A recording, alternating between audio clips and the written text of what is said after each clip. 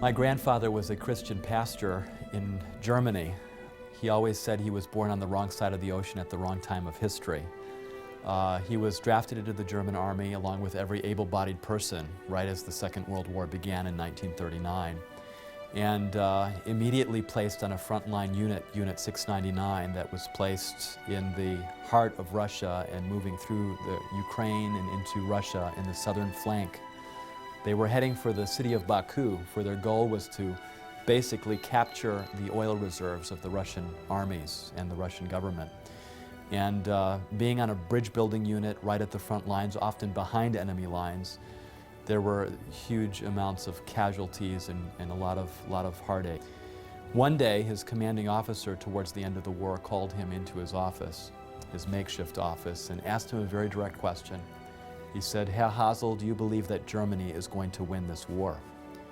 And the question was kind of a catch-22, because if you're a patriotic soldier, you're going to say, of course we're going to win this war.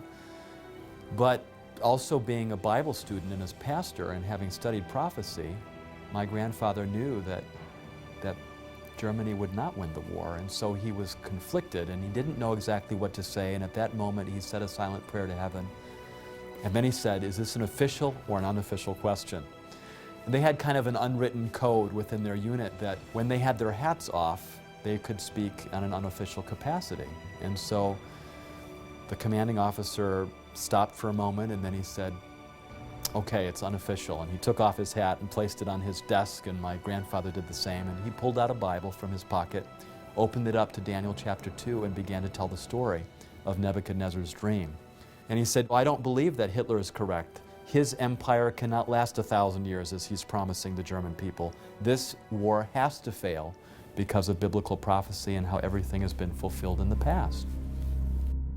Nearly 2,500 years ago, King Nebuchadnezzar, the king of Babylon, had a dream. Now, it's been said that this dream revealed the history of Earth from that time until today. Now, is this actually true? In order to find out, we need to go back to the book of Daniel. Daniel was taken captive about 605 BC. According to the book, he was taken captive right about the beginning of the reign of King Nebuchadnezzar II, who established the resurgence of Babylon as a very strong power in the ancient Near East. He took a number of princes from the city of Jerusalem captive, one of whom was Daniel. Well, it was not unusual that conquerors, kings who conquered the land, would take from royal families and nobility young people and take them with them to their own country. And it was mainly done for two reasons. One reason is that these young people will be educated in Babylon, and they would accept not only language of Babylonians, but they would accept culture and religion and everything from Babylon. They would take the cream of the crop, the intelligentsia, the royalty.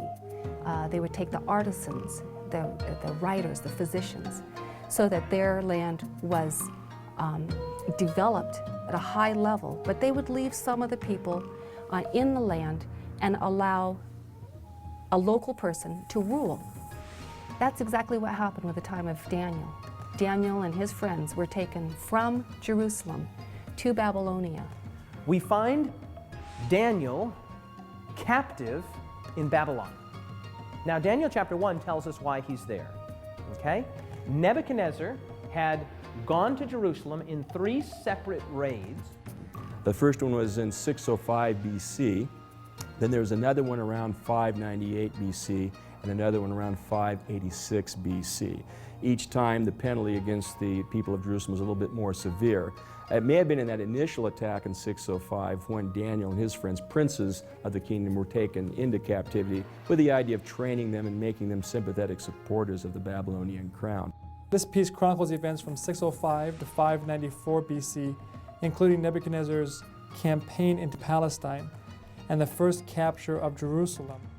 Daniel was probably brought back to Babylon on the first raid by Nebuchadnezzar. He comes to Babylon and he is enrolled in the schools of the Babylonians. He's given a Babylonian name, he's fed Babylonian food. He is enrolled in their schools in a kind of Babylonian brainwashing to prepare him to assimilate to Babylonian culture and language, and eventually to be a kind of puppet ruler over the Jews for the Babylonian Empire. He risked his life by insisting on remaining pure in the way that he ate in his diet and so on, and what he drank, rather than just accepting the hospitality of the king. Now that was extraordinarily dangerous, and if you don't accept the hospitality, that is a serious insult. Now you see, that can be dangerous even if you're equals with somebody, but Daniel was not the equal with Nebuchadnezzar. He was a captive. He was being treated with a massive blessing and compliment from the king, the great king who had conquered all these other kingdoms, and yet he refused his hospitality. This was very dangerous, but God blessed him. He got through that, and he became much wiser than all of the other wise men. One of the most fascinating stories in the Bible is the story of Nebuchadnezzar in Daniel chapter 2. Nebuchadnezzar has dreams, the Bible says. It was his second year of his reign, and he wakes up completely disturbed because he's had this amazing dream, and like something that happens to so many of us, he wakes up and he doesn't remember what he dreamed. He dreamt a dream that terrified the daylights out of him. Now, this has got to be quite a dream to terrify this kind of a king. He knows it's from the gods. He's just conquered all this territory, but it still frightens him. He doesn't know what it means. Obviously, to him, as many other people in the Near East thought, as well as Pharaoh in the book of Genesis, he thought this had something to do with him and his future and his kingdom, but he didn't know what. And what's more, in the morning he had that impression, but he forgot what the details of the dream were, so he couldn't even remember it. It's fascinating. When you look at archaeological evidence, tablets that have been dug up from 6th century Babylon, we find that dreams were a common part of Babylonian existence, particularly among the priestly class, among the elite class. There was a whole school of how to deal with dreams. They had books on how to interpret and define dreams. So that description of the king having a dream and having someone come in to interpret it fits right in with the 6th century context. The greatest attested genre of Babylonian literature that we have is divination literature, omens, like that. In other words, what I'm saying is that if you took all of the Babylonian written materials that we have and you put them all together in a library, the biggest section would be this one. Babylon is steeped in religious meaning, connotations, overtones, undertones. And that's the world that Daniel lived in. And this is the context in which Nebuchadnezzar had this dream. He was filled, his life was filled with symbolism. And so for him to have received a dream that was so symbolic would have really meant something significant to him. He would have realized this is more than just a strange dream. It has meaning. If a dream was not interpreted, it was perceived as dangerous, or it was perceived as a curse. That's why people had to fight for finding the interpretation of the dream. So therefore he called all of his wise men who were supposed to deal with dreams and visions and interpreting them and omens and divination and all that stuff. And they were the ones who knew about the gods and how to get in touch with them. So he calls them all together. For some reason Daniel wasn't there. We don't know exactly why. Maybe they just neglected to call him because he's a young colleague of the rest of them. We don't know. Maybe there was some politicking going on. Maybe some of the others were jealous and didn't want to call him. All right, so Nebuchadnezzar has all of these people and he says, all right, I've had this dream and I want you to tell me the interpretation. So they say, oh, that's fine. We're in that business. Tell us the dream. Oh no, I don't remember the dream. You're going to tell me what the dream is. And he goes so far as to say, I have decided firmly, if you do not tell me what my dream was and interpret it, I will have you cut into pieces and your houses turned into piles of rubble. He is demanding of these wise men that they tell the king the content of the dream. And they get upset. They know they're going to die if they don't do this. And so they're really working hard against this. And you know what they do? They say, as it says there in Daniel 2:44, he says, now wait a minute, king. They're fighting for their lives now. There is no king on earth that would ever ask such a difficult question. The king basically says, I'm not going to be persuaded by your time-saving tactics. Okay? If you tell me what the dream is, then I can have confidence in your interpretation. I don't remember what the dream was, and that's what I need you to do for me. After all, you're the magicians, you're the astrologers, you're the soothsayers. Tell me the dream. They were paid, they were enrolled, they were on the divine payroll for the purpose of knowing what others didn't know. They had access to secret information, and so it was reasonable for the king to ask this. And so the king decides that he's going to have them all killed. All of his top advisors, all of his magicians, astrologers, his sorcerers, his enchanters, and the story or the decree comes to Daniel and his 3 friends. And they began killing the wise men, and they sought Daniel and his companions to kill them. Now, Daniel, as we've already said, had gone through the schooling of the Babylonians. And so he was apparently numbered with the wise men. He was numbered with those that were being killed. As the story unfolds, one of the king's guards arrives at Daniel's house for the purpose of executing him. That must have been awkward, right? Knock, knock, knock. Hello, what can I do for you? Daniel? Yes, I'm here to kill you. He answered and said to Arioch, the king's captain, "Why is the decree from the king so urgent? What's going on here? Why all the haste? Why all of the urgency?" Then Arioch made the decision known to Daniel. He must have said something like, "Well, listen, the king's had a dream. He can't remember the dream, but he knows it's important. He has an anxiety associated with this dream." So Daniel went in and asked the king to give him time that he might tell the king the interpretation. Instead of fearing for their lives, they decide to have a prayer time together. And Daniel asks, and his friends ask, that the Lord would give them not only the interpretation of the dream, but the dream as well. And so the first word of verse 19, then the secret was revealed. What do you mean then? Well, after he prayed, after he asked. So Daniel at this point is rushed into the presence of the king. And then Daniel explains to the king the dream. It's interesting, though, what Daniel says at the beginning. He says to the king, "No wise man, enchanter, magician, or diviner can explain to the king the mystery he has asked about it, but there is a God in heaven who reveals mysteries, and he has shown King Nebuchadnezzar what will happen in days to come." I can just imagine when Daniel came in and the king said, was surprised, "Can you tell me the content of my dream?" And Daniel said, "I cannot tell you the dream because of my wisdom, but there's a God who reveals secrets." And the king was listening because that sounds good, but he hadn't heard the content of the dream yet. Because remember, the king doesn't recall the dream. But you can be sure that if he starts to hear it, you know how that is when you can't quite remember something and someone says, "Oh, is it this, is it this?" "Oh, yeah, that's it." Okay? So he's waiting with bated breath. What will the dream be? And then Daniel said, "O king." Yes, the king said, "That's right, I'm king." "O king, you looked and saw." "Yes, I saw." Now what did I see? I can just see the king leaning forward in his chair. And then Daniel says, "O king, you saw an image." And as soon as Daniel had uttered that one word, image, he had won the day. Verse 31, "You, O king, were watching, and behold, a great image. This great image, whose splendor was excellent, stood before you, and its form was awesome.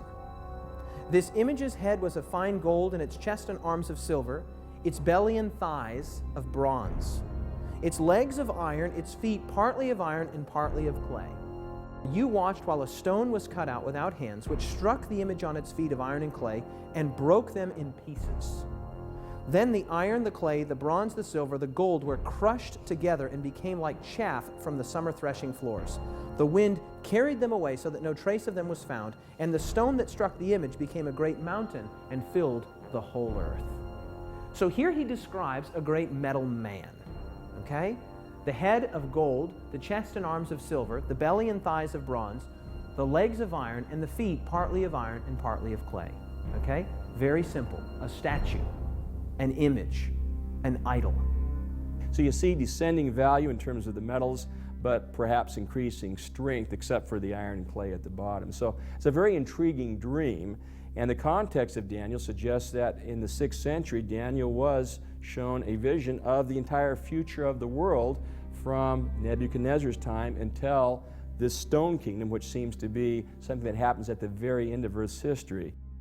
But he goes on to explain not only what the king dreamed, this image with a head of gold and arms and chest of silver and thighs of brass and bronze and legs of iron and feet of iron mixed with clay, but he goes on to tell the king what those things represent. Verse 37, "You, O king, are a king of kings, for the God of heaven has given you kingdom, power, strength, and glory. And wherever the children of men dwell, or the beasts of the field, or the birds of the heaven, he has given them into your hand, and he has made you ruler over them all." Now look at these words here. "You are this head of gold." Okay? No need to wonder, no need to question, no need to guess. Daniel says it. You, Nebuchadnezzar, and by extension, the kingdom that you represent, Babylon, you are this head of gold. After, of course, consulting his own God, he's told that these metals represent a sequence of various kingdoms, and Daniel tells Nebuchadnezzar that you, O king, are this head of gold. The head of gold represents Babylon. And it's very appropriate that that be the symbol for Babylon, which was gilded in gold, famous for its gold. Babylon was one of the most spectacular cities of the ancient world. If you look at the size of Babylon, it was larger than Rome, larger than Athens. It was just an enormous city that was situated just about 25 miles south of Baghdad in modern Iraq. Historians tell us that there was more gold in Babylon, and probably they're using hyperbole, but you can get a feel for the richness of ancient Babylon, that there was more gold in Babylon than there was dust. It was the great golden kingdom of antiquity. Excavations that have taken place there beginning in 1899 by the Germans have revealed a city that was surrounded by triple walls. The walls of Babylon consisted of actually two systems of walls. And they surrounded the city, and these two systems, each one consisted of 3 separate walls. So you had a total of 6 walls surrounding the whole city. It was massive. This brick is actually a brick from the walls of Babylon. Every brick made during the reign of Nebuchadnezzar was stamped with his name in it. There were over 200 pagan temples. The famous ziggurat, of course, was the central temple, and many gods were worshipped. Nebuchadnezzar built many altars, temples, sanctuaries, and it was a very polytheistic society, a very sophisticated society. The literature and the language was something that, at that time, the Akkadian language was basically the lingua franca of the world, like English is today. Anyone doing commerce, anyone doing any kind of diplomatic relations would be communicating in that language. And so the Babylonian Empire not only spread, but it was very influential as well. Nebuchadnezzar didn't like the idea that he was only the head of gold. He wanted to be the whole thing. And so he set up a great image of gold where the whole thing was of gold in Daniel chapter 3, the very next chapter, and he had a lot of his people bow down and worship. Now, William Shea has pointed out that this was possibly a time of conflict in the empire when there was some possible disloyalty to Nebuchadnezzar going on, so he was having everyone pledge loyalty to him. When you read the document coming from Babylon, we discover that in about 10th year of his reign, a rebellion broke out. And rebellion was so severe at one point in his court that the text says that he had to take his own sword and defend his own life. Fortunately, soldiers came in and he was able to survive this rebellion. And of course, those involved were punished, executed. But the problem was Nebuchadnezzar did not know who else was involved in this rebellion, in this plot. So he is asking that court officials would pledge new allegiance to him. And he is bringing the people into the Babylon just to make sure that they understand that they have to be obedient to him, they have to accept him as sovereign king and ruler. Now this comes very, very close to the events of chapter 3, where we do have the statue he built and people who were there were supposed to bow down and pay respect. We have a list on the tablet mentioning about 100 names of the people who were invited to Babylon to pledge these new allegiance. And among these names, there are 3 names which are very similar to those 3 young men that we read in the Bible, in the book of Daniel chapter 3, they did not bow down. Shadrach, Meshach, and Abednego. Shadrach, Meshach, and Abednego were nobility. They were friends of Daniel. They were part of the upper elite society of Jerusalem, and all 3 of them with Daniel were taken as captives to be trained in Nebuchadnezzar's court. Those who don't bow down, which are the friends of Daniel, he has them thrown into a fiery furnace and heated up very hot. It's like a brick kiln. Nobody could survive anywhere near it. In fact, the people that threw them in were killed. But the fact that the whole image is of gold really shows that Nebuchadnezzar is rebelling against the vision of Daniel chapter 2. He's not accepting that God is just allowing him to be the head of gold. He wants to be the whole thing and go to the end and reign forever. And so he has some hard lessons to learn. Because in Nebuchadnezzar's mind, Babylon is not a temporary kingdom. Babylon is the apex of all kingdoms. It is the unending kingdom. And so Daniel says to Nebuchadnezzar, you are this head of gold. Nebuchadnezzar must have loved that. But he didn't love what came next. Take a look at verse 39. But after you shall arise another kingdom, inferior to yours, then a 3rd kingdom of bronze, which shall bear rule over all the earth. Nebuchadnezzar was listening to that and probably didn't like it, but he heard in Daniel chapter 2, 39, that after you, that's after you, Nebuchadnezzar, after the Babylonian kingdom, another kingdom will come. Now, I'm sure that Nebuchadnezzar did not like those 2 words there, after you. But Daniel says, after you, another kingdom will arise, and then a 3rd kingdom of bronze. So now you get a feel for what the interpretation of the dream is. The gold represents Babylon. After that, the silver represents another kingdom, and then a 3rd kingdom of bronze, and then that critical phrase there, which shall bear rule over all the earth. Now, here's a critical thing to understand. That phrase, which shall bear rule over all the earth, lets you know that these are not mere regional or tribal powers. These are world-ruling entities, world-ruling powers. Babylon was the greatest nation of antiquity up to that point. But Babylon would be succeeded by another kingdom. Well, the conquest of Babylon is rather interesting. The Persians come up to the city and they surround the city. Of course, from the book of Daniel's perspective, Belshazzar the king is trapped in there with his nobility, and they feel quite safe. The walls of Babylon were very sturdy, very strong. Belshazzar knows that Cyrus is invading, that he's approaching, but he's not afraid. Babylon is invincible. It's got the walls around the city, it's got canals, it's got moats, and it's safe.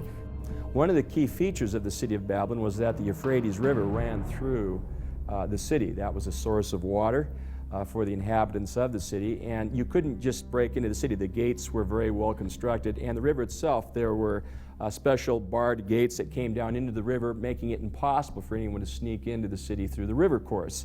Babylon, in fact, was under the rule of Belshazzar when it fell, on the night that it fell, according to Daniel chapter 5, when the armies of Cyrus under this general came and they got into the walls, and the Greek historian refers to the idea that, in fact, the armies of Cyrus diverted the waters of the river Euphrates.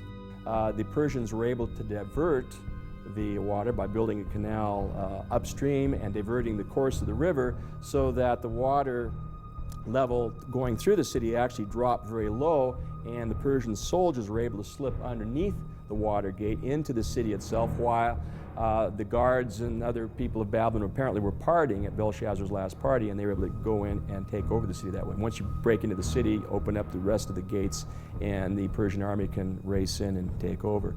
Belshazzar gets reports that cities are falling.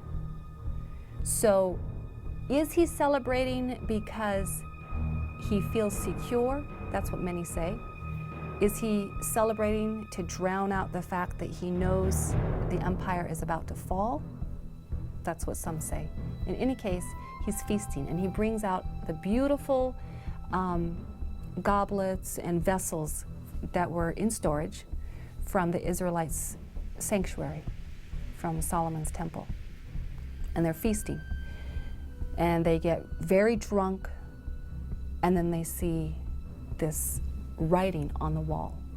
Belshazzar is terrified of what's going on, of what he sees, and he calls for Daniel, and Daniel interprets this for him. It is a matter of time, a matter of hours before the empire is about to fall. Babylon was the greatest nation of antiquity up to that point. But Babylon would be succeeded by another kingdom, and that kingdom would be succeeded by still another kingdom. Each of these medals representing a kingdom and then a subsequent kingdom. Okay? Babylon conquered by Medo-Persia. The Medo-Persian Empire being represented by the silver, the chest and arms. In fact, the Medo-Persian Empire is called Medo-Persia by name right in the book of Daniel, Daniel chapter 8. Cyrus, king of Persia, with his general Ugbaru-Gobryas, took over in 539. Now, the Persians were a very powerful empire, and they had quite an enlightened rule in a sense.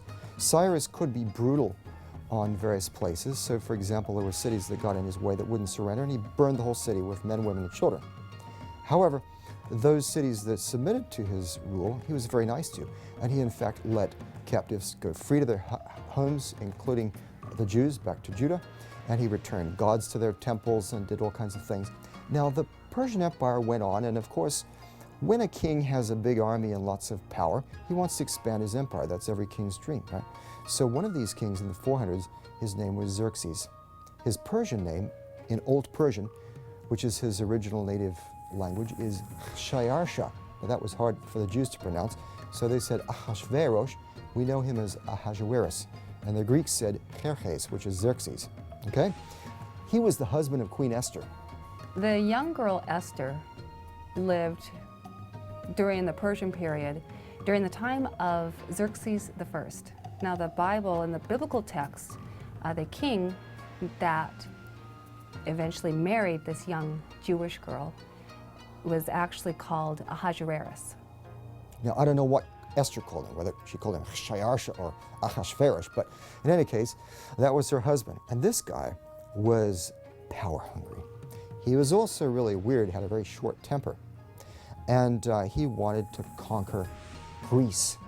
He invaded Greece, expanded the Persian Empire, the son of Darius, of course, and really established these major capital cities and palaces, finished them that his father Darius had started them, but he finished them, places like Susa and Persepolis and some of these fantastic cities of the Persian Empire.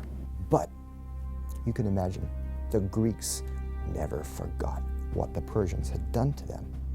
So years later, see, this was in the 400s, over a century later, Alexander the Great rose up. His father was Philip of Macedon. Macedonia is to the north of Greece. And he then took over Greece. And the Greeks and the Macedonians had not forgotten what the Persians did, and they wanted revenge.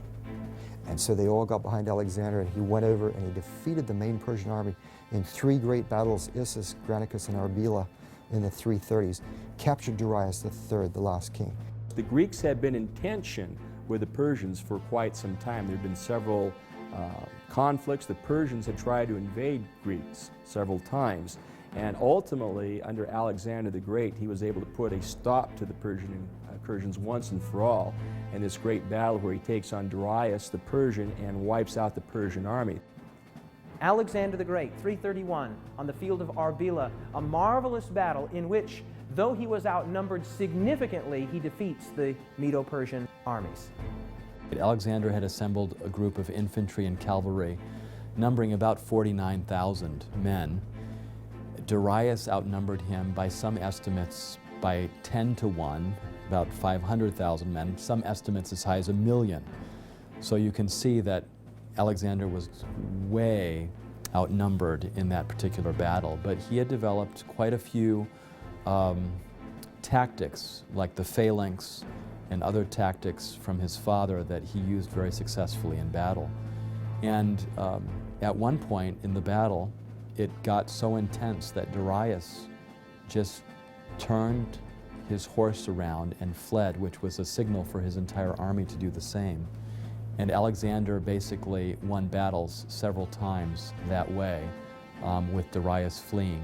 If it had been a different king, if it had been a different time, and perhaps some biblical scholars quote the passage that says that God will strike fear into the hearts of kings. Perhaps this was a divine moment where God was deciding another empire was going to take over. Whatever the case may be, Alexander won when simply on human basis he shouldn't have won.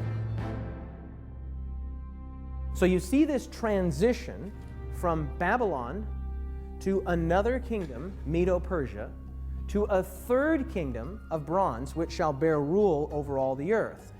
Now we come to the thighs, which are bronze. This is the Greek Empire. That third kingdom is also mentioned exactly in Daniel chapter 8. It's the kingdom of Greece, or as it says in the Bible, Grecia.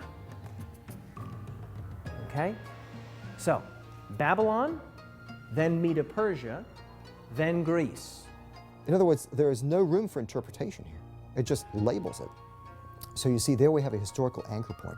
We know that Daniel is using these symbols, whether different kinds of metals, parts of a big image, or different animals, to refer to a succession of empires which come up and which particularly dominate the Middle East and the territory of God's people. The Greek Empire is a very apt description for a world empire to succeed the Persian Empire. And again, that's an element Daniel seems to accurately reflect, the succession of empires.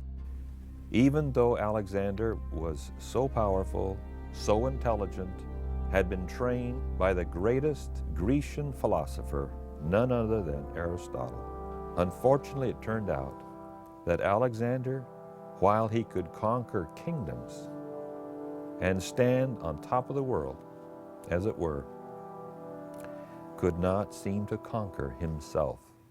He had conquered the world, but he wasn't able to conquer his own demons, and he died in Babylon, leaving the empire no clear successor.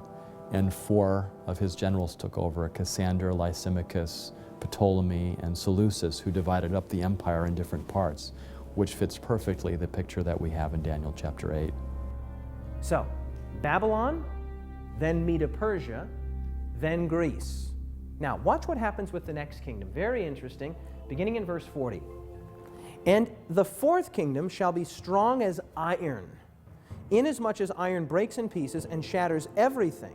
And like iron that crushes, that kingdom will break in pieces and crush all the others. He devotes more time to this fourth kingdom than any of the other kingdoms. Okay? Now, when you look at this fourth kingdom, he says it will be extremely strong, extremely potent, extremely powerful, symbolized by iron. It will crush in pieces and break all of these other kingdoms. Okay? And that kingdom is none other than the great iron monarchy of Rome. Only one kingdom would fit. The Roman Republic turns into the Roman Empire, and it becomes yet the greatest of all of these succession of empires yet. It's the strongest. It's depicted apparently in Daniel as the kingdom of iron, and certainly Rome, in terms of its raw strength, its wealth, its riches, its glory may not have been as great as Babylon or Persia or Greece, but in terms of raw strength, none of the previous kingdoms could surpass Rome, and so iron seems an apt description for the Roman Empire. The Roman Empire was an empire known as a military empire, an empire known for its well-trained armies, for its tenacity, for its organization. Known for their ferocity, known for their military strength and might, as well as a well-refined culture. Now, Jesus was alive during the time of the Roman Empire, right? Jesus was nailed to a Roman cross. Jesus was watched by Roman soldiers. Jesus stood before Pontius Pilate, a Roman governor.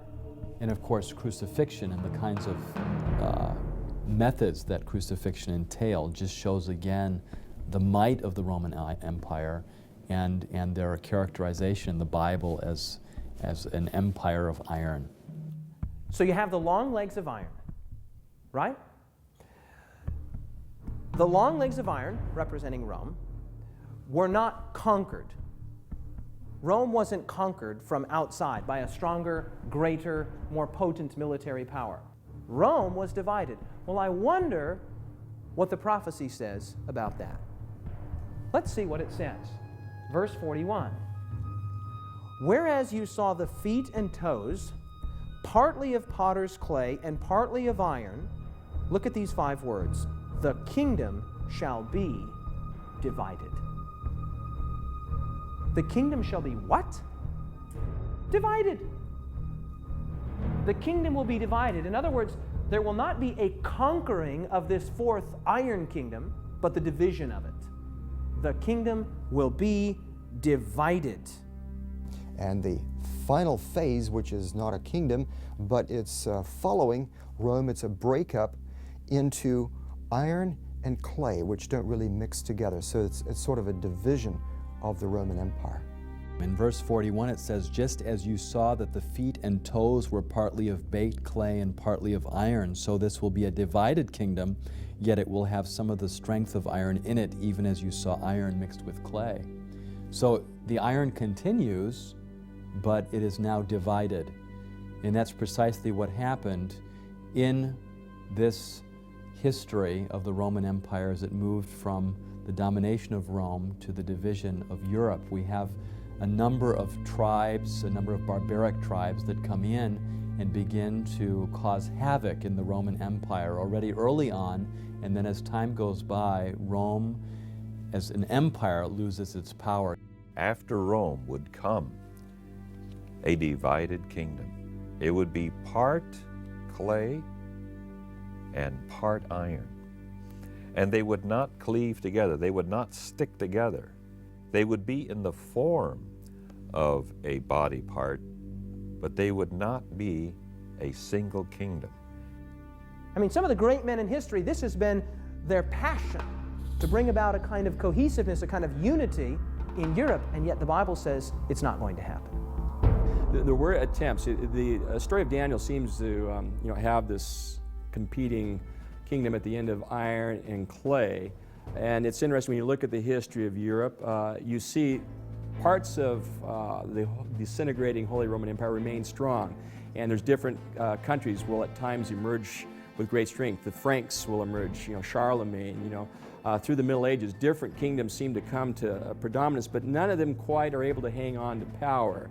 And this has been sort of the history of Europe all the way from the disintegration of Rome through the Holy Roman Empire, through the Middle Ages, to the present. I suppose you could suggest Napoleon was one of the more recent examples of trying to unite Europe into one kingdom, like had happened in Roman times or Greek times or Persian or Babylonian times. But he doesn't succeed. It fragments. The rest of the iron and clay join up against him, and the French Empire falls. The prophecy says, and history confirms, that Rome was not conquered from outside, but divided. It was divided. And then it says something amazing. It says that they would mingle themselves with the seed of men. Now that's kind of an awkward phrase, kind of an unusual phrase, but what it means is very simple. It means that they would try to bring unity to the nations of divided Rome by a kind of artificial nuptial bond. That is to say that they would try to bring about unity through marriage. And this is exactly what the history of Europe reveals. And one of the main ways that they tried to get unified was through intermarriage of their families, as Daniel says. Now we're talking about long after the time of Daniel. This is incredible. In fact, one of the main people who was doing this kind of intermarriage was Maria Theresa in the 1700s, the time of Mozart. She ruled over the Austro-Hungarian Empire. And she had a lot of children, especially daughters. She had a lot of daughters. And she married them to all kinds of other rulers. They didn't have a choice, most of them. One did. Her favorite daughter had a choice. So she gained power by having it all in the family, you see. And that's the way they tried to control Europe. The Duke of this country would marry the Duchess of that country.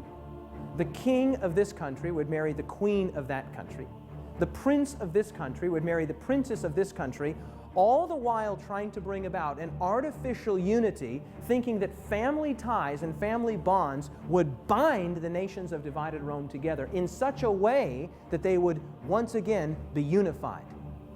Now, as if that's not amazing enough, the text says that it wouldn't work, that it wouldn't cleave or adhere together.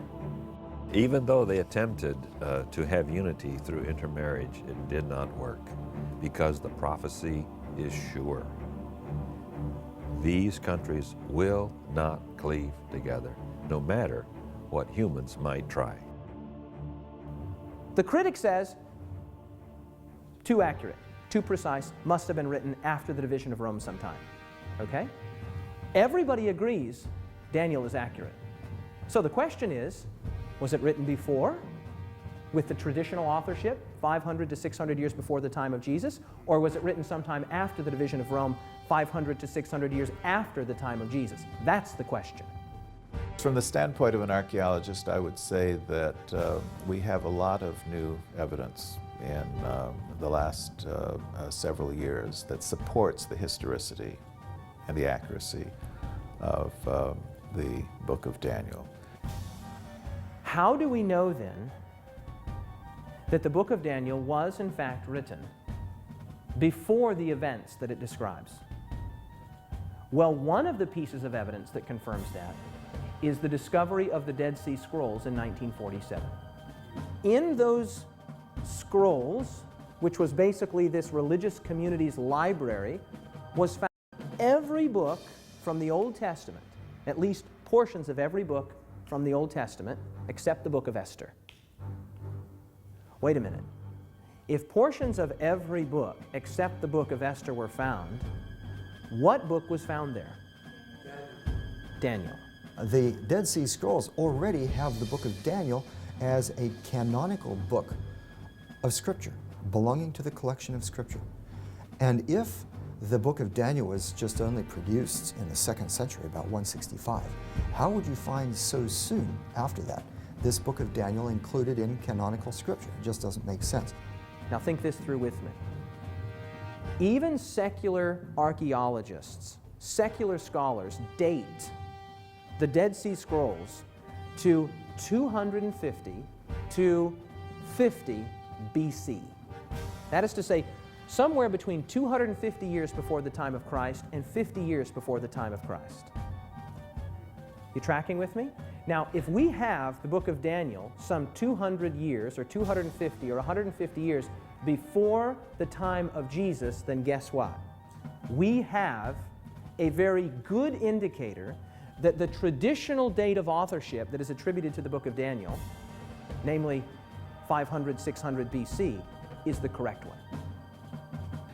So rather than seeing it as a late work that is full of errors, that are not historical or not trustworthy, I think we can say the opposite, that we have enough evidence to favor 6th century dating for the book and the accuracy of the material that's found there.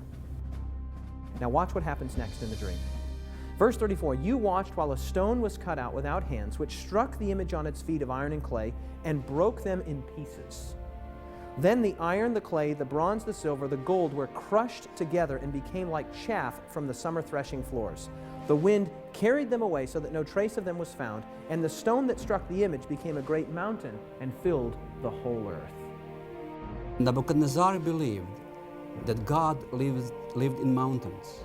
So God is using his understanding, and he is choosing that the rock is taken from the mountain and sent to destroy the statue. So Nebuchadnezzar would know from the beginning that it is not that other kingdom will come to destroy the kingdoms of the world, but it will be something that comes from God. In this particular context in Daniel, it is precisely a rock being cut without hands. In other words, not something that humans are doing, but something divine that is happening that will establish a kingdom that will last forever, that will take the place of all these other earthly kingdoms. Let's consider who the rock is and what that mountain is that fills the earth. In 1 Corinthians 10:4, we're told that the rock that followed them in the wilderness was Christ. Very interesting. And then in Deuteronomy 33:3 and 4, God calls himself the rock. He sees coming out of from his peripheral, this stone flies through the air and it hits the image, shatters the image. This is Christ. This is the coming of Christ. And then he said, this represents the kingdom of God, which is coming to human history, to intervene, to take over from all of these kingdoms of the world. And then this becomes a great kingdom that fills the whole world, and he reigns forever and ever. Remember with me that the book of Daniel was written some 500 years before the time of Jesus. Okay? 500 years before the time of Jesus. Staggering. I mean, you couldn't tell me what's going to happen in the next 5 minutes, much less the next 5 centuries. Daniel's writing in the time of Babylon, and he foretells, really, if you divide the prophecy up into 7 sections, he really foretells 7 things, okay? He said there would be Babylon and there was Babylon, that's 1. The prophecy says there would be Medo-Persia and there was Medo-Persia, that's 2. The prophecy says there would be Greece and there was Greece, and that's 3. The prophecy says there would be Rome and there was Rome, and that's 4. It says that Rome would be divided, and Rome was divided, that's 5. It says that Rome would continue to be divided despite overtures, both political and marital, to bring a unity, and it is still divided to this day. That's 6. The only thing left to be fulfilled in this prophecy is that stone hitting the image and God establishing his own kingdom, which will never be destroyed. The commanding officer stopped for a moment, and then he said, okay, it's unofficial. And he took off his hat and placed it on his desk, and my grandfather did the same. And he pulled out a Bible from his pocket, opened it up to Daniel chapter 2, and began to tell the story of Nebuchadnezzar's dream. The image with a head of gold and arms and chest of silver and thighs of bronze and legs of iron and feet of iron mixed with clay, and went through the world empires that those represented: Babylon, Medo-Persia, Greece, and Rome. And he said, we're now living down in the period of the disintegration of the Roman Empire after Rome fell, and this is Europe today, and this feet of iron mixed with clay, and just as iron does not mix with clay, that's the time period that we're living in. And so I don't believe that Hitler is correct. His empire cannot last 1,000 years as he's promising the German people. This war has to fail because of biblical prophecy and how everything has been fulfilled in the past. His commanding officer was very thoughtful when the Bible study was over, and then he said, could I see your Bible? I'd like to keep this. And my grandfather said, okay, and he handed over the Bible. And he said, I want you to be here again tomorrow morning at 9 o'clock. You're dismissed. The next day he showed up at 9 o'clock, and only to see that there were 2 other high-ranking officers on either side of his commanding officer. And at that moment, as he walked into the office, he thought, oh no, for sure I've been betrayed. But then his commanding officer took off his hat, told the other 2 officers what their arrangement was, and that everything that would be spoken would be not repeated again, and handed back my grandfather his Bible. And my grandfather opened it up to Daniel 2, as he was told that he would have to tell that Bible study all over again. And so that's what he did. He went through the Bible study, went through each of those medals on that image, and as he went through those medals, he talked about the dates. And every time he mentioned an empire like Babylon and the dates of 605 to 539, he noticed some communication going between his officer and the other 2 officers, kind of imperceptible, but there. And he continued the Bible study and came to the end and said, we are now living in the time period of the feet of iron mixed with clay, and they do not cleave to one another, and for that reason, we will not have a unified European or world empire that's going to last 1,000 years. Hitler's Third Reich cannot last 1,000 years. And as he delivered that message, there was silence in the room. He was dismissed again, and as he was leaving, the commanding officer said, oh, by the way, I should introduce you to the other 2 gentlemen here. And he said, this is a captain, and prior to his time here in the German army and his drafting into the German army, he was a professor of history. And Then he was introduced to the other gentleman too, who had been a professor of history as well in his civilian days, just before the war. He says, both of these men have corroborated all the dates that you provided and the sequence and the history that you've provided here. Thank you very much. Several months later, in May of 1945, the war ended.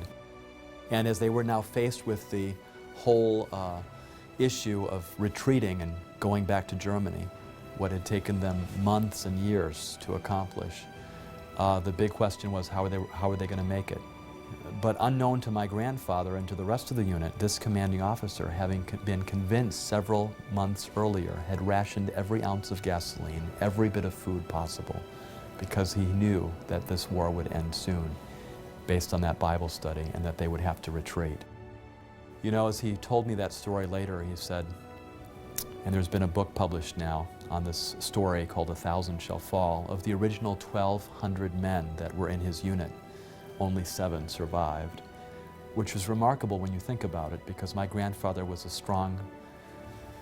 had a strong conviction not to bear arms, and he carried a wooden pistol with him that he had carved while he was in France at the first part of the war, that he carried with him for the rest of the war, and nobody ever knew that, but he wasn't armed the entire time.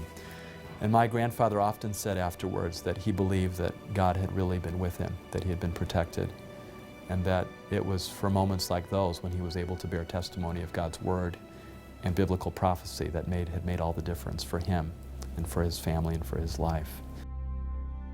Before I was exposed to prophecy, Daniel 2, as well as Daniel 7, and other prophecies in Daniel, I was completely disinterested in religion, had no interest.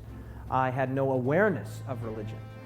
And so seeing that prophecy played an enormous and determinative role in my personal conversion to Christ and in my present confidence in the Bible. There are 2 things in my mind that make the Bible itself a very relevant and a very real book to me today. The one thing is prophecy that you can see fulfilled over the history of time. The other is, as we do more and more excavations as archaeologists, and we're finding these ancient cities and these ancient civilizations that the Bible talks about, whether it's Babylon or Medo-Persia or Rome or Greece, whatever it is, we're able to tangibly touch the past. We're able to see it in a 3-dimensional way, and the Bible just comes to life in a way that is very powerful. So this detail just gives you the idea that, in fact, there was some great mind behind this who can read the future. Isaiah chapter 46, verse 9, I am God, and there is no other. I am God, he says, and there is none like me. And then he gives us the evidence. What was the evidence that God advanced that he was God? Declaring from ancient times the things that are not yet done. Prophecy.